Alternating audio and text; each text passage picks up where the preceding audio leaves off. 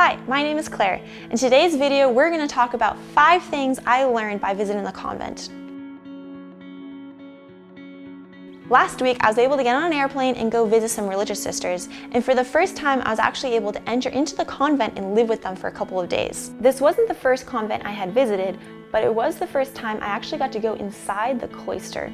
A cloister is the area of grounds where only the religious sisters are allowed to go. To put it simply, it was a little paradise. They had peach trees, they had strawberries growing on the ground, they had tomatoes and fruits and vegetables, they had goats, they had sheep, they had their own cows that they would milk, they had puppies, they had cats, they had kittens. They had everything you could possibly imagine. It was amazing.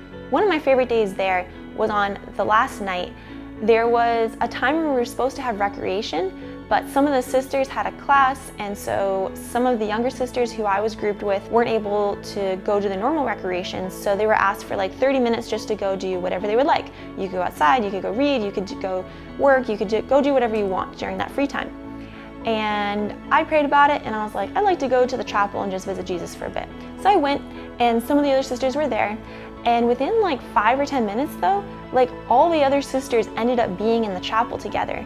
So it was just beautiful to see that even though we had structured into our prayer time like 8-10 hours of prayer during the day, when we had a free choice of what we wanted to do in free time, we all found ourselves in the chapel with Jesus. It was just amazing to be surrounded with other young women who also love our Lord and chosen their free time to be with Jesus.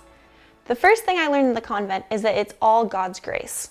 Your vocation, anything and everything you do is only by the grace of God. As I spent many days praying and trying to discern my own vocation, I looked around at all the other sisters and I realized that no one in their own human capacity could actually live this type of life. Completely cut off from the world, just praying to God alone, giving up everything.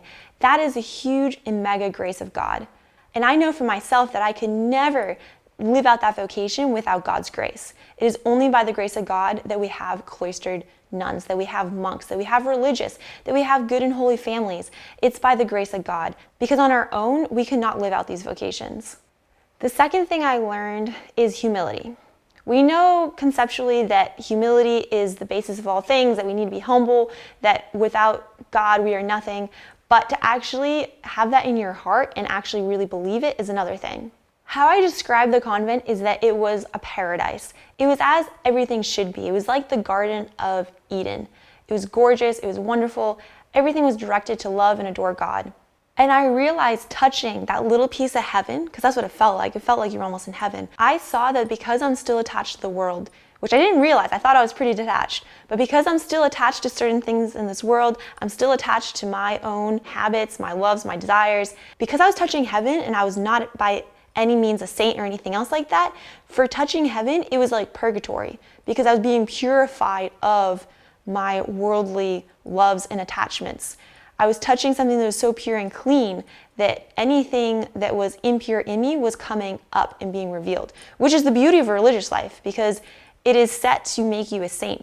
So during my time there, I was able to reflect on all the gifts, all the graces that God has given me, and to see my smallness, to see my littleness, and in some sense to have greater humility, and to realize that unfortunately that I still have a lot of pride in myself, and I trust myself to do a lot of things on my own without asking God's grace. So that's been the theme of my past week, is to really ask God for help in all things, not just before a big project or when I really desperately need Him, but to ask Him in the small things. Lord, help me to eat this meal well. Help me to do this little project in the next hour, or in the next 20 minutes, or any little part of my day, to keep asking for His help, but then to specifically ask Him for things like, help me to have greater humility, help me to love you more, which goes into the third thing I learned. The third thing I learned is how little I love God compared to how much He loves me.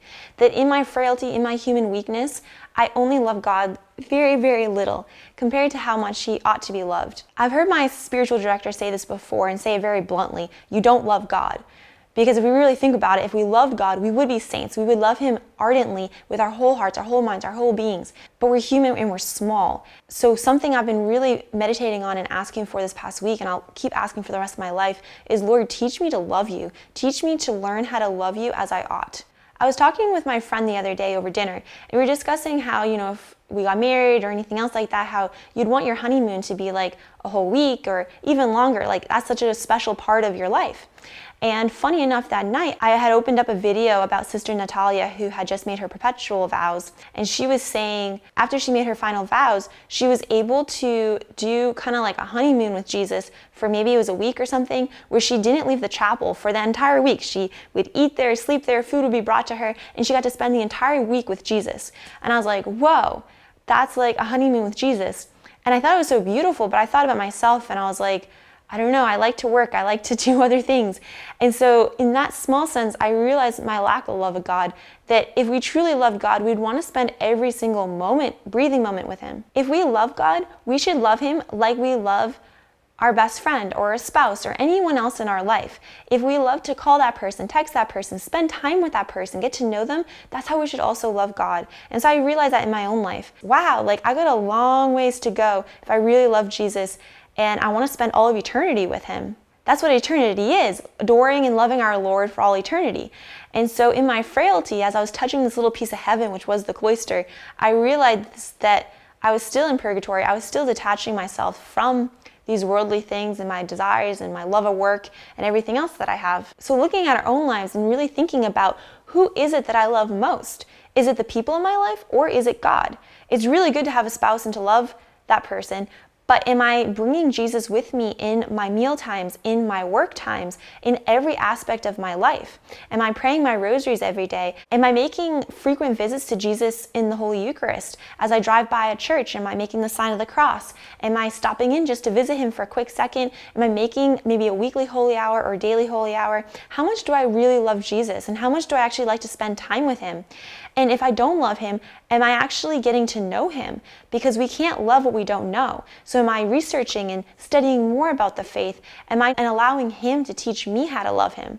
So that's been my prayer this past week, is just asking Him and begging Him to teach me how to love Him. The fourth thing I learned in the convent is about the spiritual life and how it's a long process, and to advance in the spiritual life, you need mortification. Again, these are things we can know up here, but do we actually really know it in our heart? While I was in the convent, I realized that a vocation is not just a little place that you pop yourself in and then you figure out your life from there. There really is a love story that to figure out your vocation, whether it's marriage or religious life, your main focus needs to be on loving Jesus. Because if we focus on loving Him and following Him, He's going to guide us to where we should be. I was sitting in on one of the Latin classes that the sisters had, and the teacher was explaining how one time she and another sister went to the doctor appointment, which was outside the cloister, and they saw this man talking to himself, and he seemed insane. He was just mumbling and talking out loud very proudly and loudly, and she and the other sister were staring at him like, ooh, something's wrong with him. But then they kept looking and looking, and it turned out he actually had a headpiece in his ear, and he was on the phone talking with someone. And because they had been in the cloister, they didn't know technology had grown that quickly, that now you didn't have a cell phone and all that stuff. And she used that as a lesson for us to explain to us how technology has grown so quickly, especially in the past 10 years, 20 years, even just the past couple years, and how the spiritual life is not like that. In our society, we think we want things right away, that I'm going to start praying, I'm going to reach these great heights of mystical contemplation. And she was saying, no, sisters, the spiritual life is very much like learning Latin. It is slow, it is tedious, and it's going to take a long time.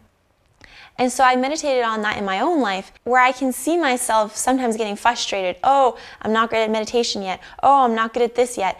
And realizing that it's a struggle, and we have to commit to it each and every day and persevere. And you're not going to be at great heights in 1 year or 2 years. This is a lifelong journey. And again, it's only with God's grace that we're going to grow in any of these virtues. In one of the morning lessons from the Mother Superior, she was reminding the sisters that they aren't going to reach the heights of mystical contemplation in just 1 year after entering the convent. It is a slow and gradual process.